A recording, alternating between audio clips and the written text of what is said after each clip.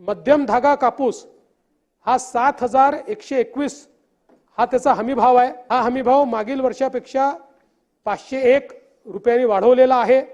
आता मुख्यमंत्र्यांनी सांगितलं की यंदा मध्यम लांब धाग्याच्या कापसासाठी हमीभाव जाहीर झाला आहे 7,121 रुपये। ही खरी गोष्ट आहे, परंतु त्यांनी दुसरा हमीभाव सांगितला नाही की जो लांब धाग्याच्या कापसासाठी आहे, आणि तो हमीभाव आहे 7,521 रुपये।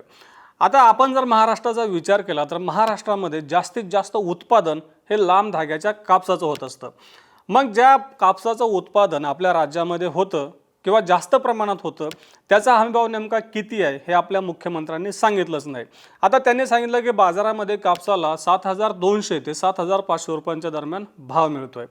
आज जर तुम्ही सरकारचं जे काही एक पणन विभागाची एक वेबसाईट आहे MSAMB नावाची, त्याच्यावर जर तुम्ही गेलात आणि राज्यातल्या बाजार समित्यांमध्ये किती भाव मिळाला तर एकाही बाजार समितीमध्ये आपल्याला आज 7,500 किंवा त्यापेक्षा जास्त भाव दिसून येत नाही।